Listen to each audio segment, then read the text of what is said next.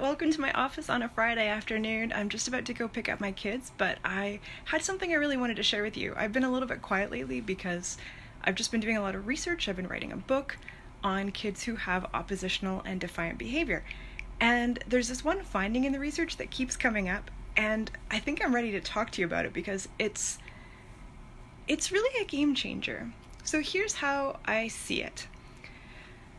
Kids with oppositional and defiant behavior, specifically the ones who have a diagnosis, we've been, as a scientific community, looking at their brains to see what is it that they do differently. How is it that they learn differently? How do they think differently? So there's lots of different kids in this category. There are just, kids who have difficulty with emotional self-regulation. There's kids who have difficulty with planning and anxiety. But one thing that's really, really important is that some of these kids, they literally react differently to risk, to punishment. So you know how some kids are really on the cautious, hesitant, almost anxious side, they're very alert to danger, and they'll maybe overreact to it, oh, I don't want to go in there, there's monsters, or oh, she might look at me. They're very hesitant.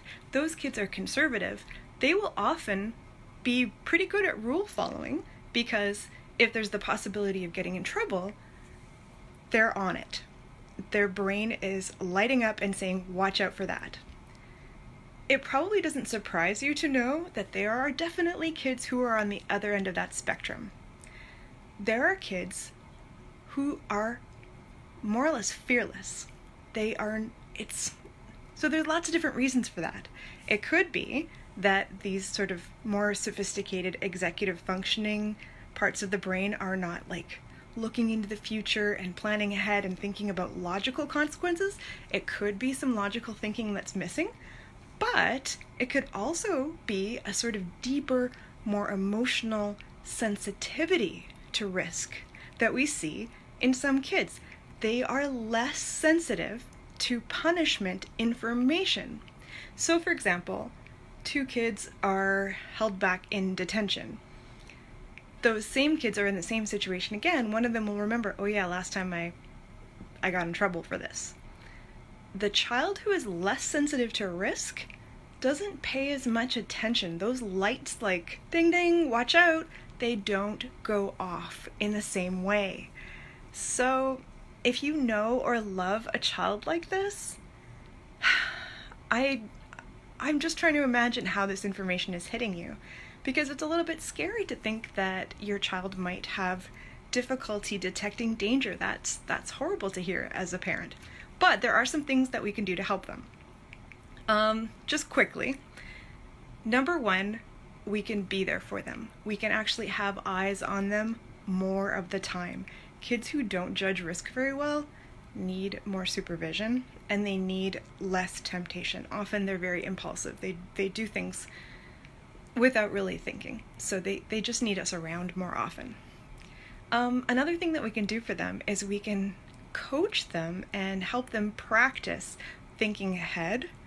So what that means is not necessarily telling them oh, it's gonna be cold outside today, or he's gonna hit you back.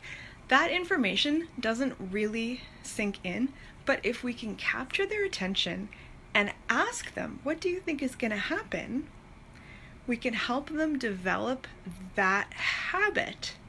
If somebody is there with them to prompt that process, what we hope is that in the future, they will go through that process on their own. What do I think is going to happen? We can try. The third thing that we can do is we can remember that we don't have to give up and we don't have to be harsh. This is the most important thing. A lot of times when parents are trying to give information related to what's going to happen, like a warning or a consequence, and it's just in one ear, out the other, it's almost like trying to tell a child who is hard of hearing, literally.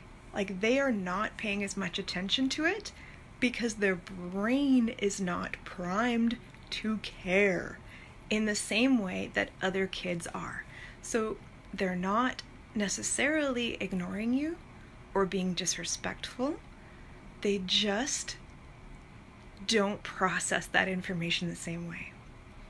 So what do? I think often the mistakes that parents make involve either getting very harsh, like, oh, maybe he doesn't care about this little punishment, I will give him a much bigger punishment and he'll remember that.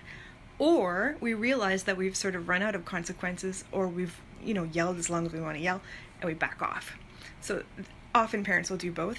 They'll get a little inconsistent, but unfortunately that makes it even harder for kids to predict what's going to happen. The best thing that we can do is give them as much information as we can up front. And this might take a little bit of practice because we're used to kind of, calling from the other room or kind of giving a reminder over the shoulder. But if you can get in there and actually, if your child is okay with this, like laying a very gentle hand, getting as much eye contact as you can, and giving them the information that they need. Sweetie, you need to get your jacket on or we're going to be late. Or whatever it is they need to know, if you can tell them in a way that they can understand, they'll be better off.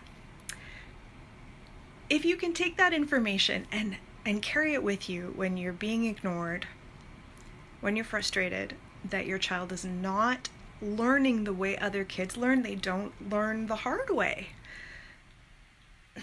If you can remember that those parts of the brain are not lighting up the same way, you can think of how you would deliver that information in a way that they can hear.